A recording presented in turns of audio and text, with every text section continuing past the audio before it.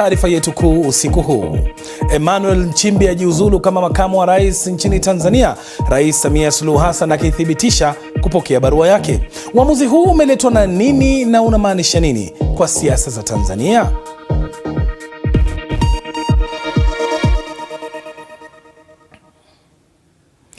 Tuanzie nchini Tanzania ambapo makamu wa rais Emmanuel John Nchimbi ametangaza kujiuzulu nafasi hiyo na kustaafu siasa pamoja na utumishi wa umma. Muda mchache uliopita, Rais Samia Suluhu Hassan ametangaza kwamba amepokea ombi la Dr. Nchimbi kujiuzulu. Taarifa iliyotolewa na Ikulu ya Rais imesema, na hapa nainukuu: Mheshimiwa Rais ameridhia ombi hilo. Taratibu za kikatiba za kumpata makamu wa rais wa Jamhuri ya Muungano wa Tanzania mwingine zitachukuliwa. Mwisho wa nukuu. Nchimbi ananukuliwa katika barua yake akisema kwamba uamuzi huo umefanywa kwa mujibu wa katiba ya Jamhuri ya Muungano ya Tanzania.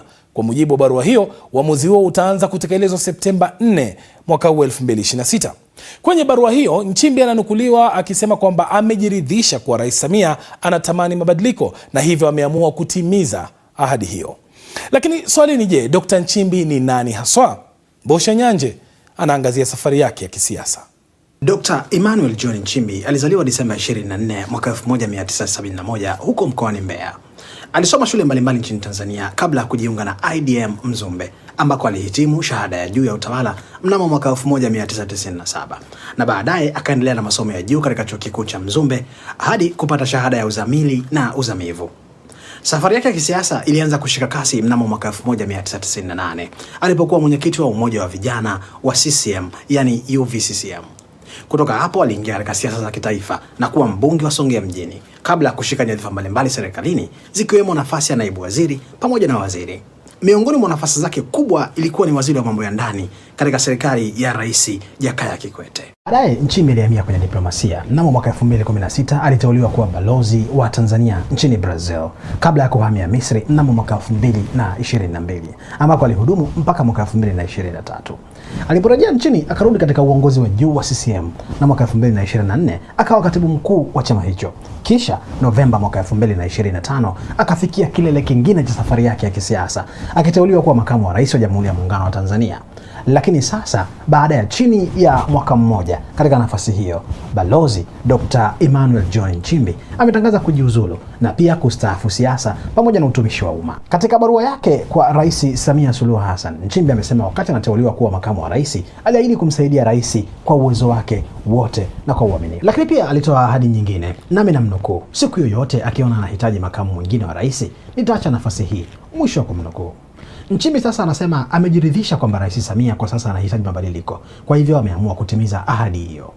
Kutoka UVCCM, bungeni, uwaziri, diplomasia, uongozi wa ndani ya CCM hadi makamu wa rais. Safari ya zaidi ya miongo miwili ya Emmanuel Nchimbi sasa imefikia katika ukurasa mpya, kuondoka kabisa katika siasa na utumishi wa umma. Sasa hatua ya makamu wa rais wa Tanzania Emmanuel John Nchimbi kujiuzulu inamaanisha nini? Ili kufahamu zaidi kuhusu kinachoendelea katika siasa za Tanzania, tuungane mubashara na mchambuzi wa masuala ya kisiasa Charles William na wakili Maduhu William, wote wako jijini Dar es Salaam, Tanzania. Nianze na wewe Charles William, kwanza binafsi umetafsiri vipi habari hizi za Nchimbi kujiuzulu? Nafikiri ni jambo la kushtua, pamoja na kwamba kwa kipindi kirefu ilishaonekana kwamba Dr. Emmanuel Nchimbi hatembei katika njia moja na bosi wake Rais Samia Suluhu Hassan, na dalili zilionekana mapema sana pale ambapo ilianza minong'ono kwamba wawili hawa hawako sawa, na hatujui hasa ni wapi walipotofautiana, kwa sababu ni kipindi cha miezi 10 tu tangu Rais Samia Suluhu Hassan na Dr. Emmanuel Nchimbi waanze kazi hii ya kuongoza Tanzania kwa muhula wa miaka 5. Kwa hiyo ilitazamiwa pengine wangeenda pamoja, lakini kutoka wakati wa kampeni mwaka jana Oktoba, kutoka Agosti mpaka Oktoba ilikuwepo minong'ono hiyo kwamba mgombea mwenza kwa maana ya Dr. Nchimbi na mgombea uraisi hawapo sawa sana. Lakini alipoanza kuzungumza Dr. Emmanuel Nchimbi, baadhi ya kauli zake hadharani na baadhi ya viongozi ndani ya CCM walipoanza kumjibu kwa namna ya kumshambulia, ikaonekana wazi kwamba kuna jambo haliko sawa, kwa sababu sio hali ya kawaida kwa makamu wa rais kuzungumza kauli zinazoonekana kuzua taharuki na sio hali ya kawaida kwa viongozi wa CCM na viongozi wa ndani ya serikali kutoka kumshambulia waziwazi makamu wa rais. Ni nini kimewatofautisha wawili hawa ambao walionekana wangeenda pamoja, na alikuwa katibu mkuu wa Chama cha Mapinduzi wakati Rais Samia akiwa mwenyekiti wa chama hicho. Kwa hiyo walikuwa pamoja na walionekana wanakwenda pamoja. Sasa kilichowatofautisha hapa katikati bado ni kitendawili ambacho wachambuzi wengi wa siasa hatufahamu. Ni kitendawili, lakini wacha nimuulize swali hili wakili Maduhu. Kikatiba sasa, rais ana muda gani kumteua makamu mpya wa rais baada ya uamuzi huu wa Nchimbi?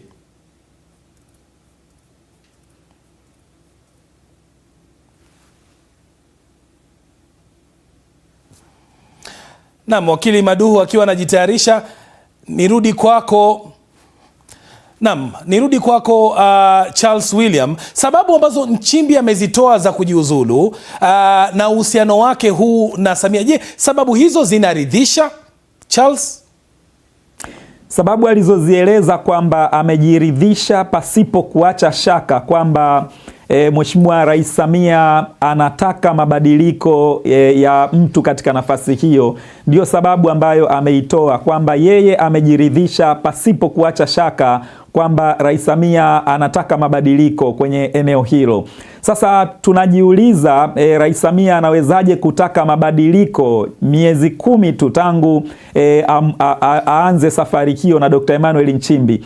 Nadhani jambo hapa la kufikirisha ni kwamba ukitazama mawanda yenyewe ya katiba ya Jamhuri ya Muungano wa Tanzania inasema makamu wa rais atafanya kazi zake kwa maelekezo na usimamizi wa rais wa Jamhuri ya Muungano wa Tanzania na atawajibika kwa rais.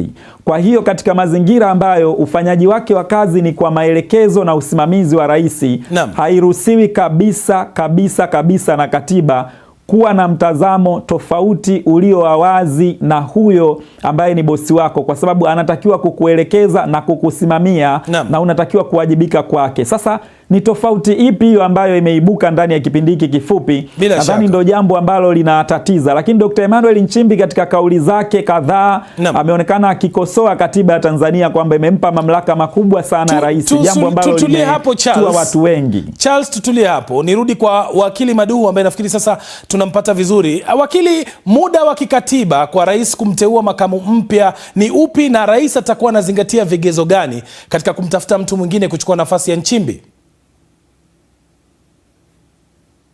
Asante sana. Kwanza nafikiri ni mtu tukafahamu kwamba kwa mujibu wa ibara ya 50, ibara ndogo ya 3 ya katiba yetu inazungumza kwamba pale inapotokea nafasi ya makamu wa rais iko wazi kwa sababu nyingine yote ile ikiwemo kujiuzuru, basi haraka iwezekanavyo na kwa namna yote ile ndani ya siku 14 itamlazimu Mheshimiwa Rais Samia kuwasilisha bungeni jina la mtu anayempendekeza kwa makamu wa rais, mtu ambaye ana sifa za kushika wadhifa huo, na spika atakapokea barua ya Mheshimiwa Rais ndani ya muda wa siku 14 ambao rais atakuwa amepeleka jina hilo, basi bunge litafanya wajibu mmoja tu wa kupiga kura ya kuidhinisha jina hilo au vinginevyo.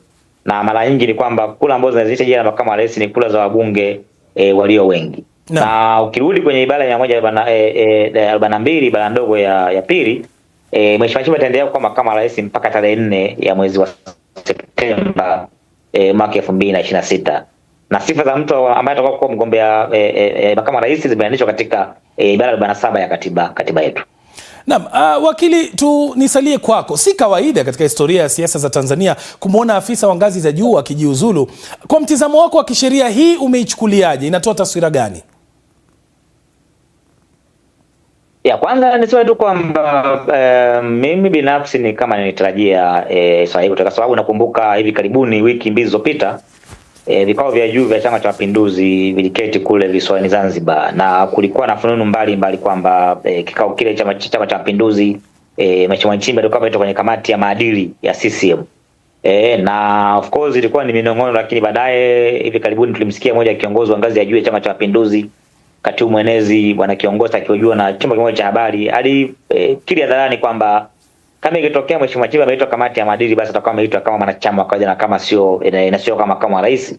Lakini tutakumbuka kwamba tunaona kwamba hivi karibuni, nafikiri wiki hii, vikao vya CCM pia vya juu vitajua kuketi, na huenda moja ajenda ambayo itajua kujadili ilikuwa ni kumjadili swala la maadili la Mheshimiwa Nchimbi kama makamu wa rais. Sasa hatua ya yeye kujiuzuru kabla vikao kuketi, maana yake ni kwamba automatically ajenda hiyo inafia hapo. Lakini jukumu la mwenyekiti wa chama nafikiri itakuwa ni kwenda kuwaarifu wajumbe kwamba kapokea barua ya makamu wa rais kujiuzuru na amesharidhia.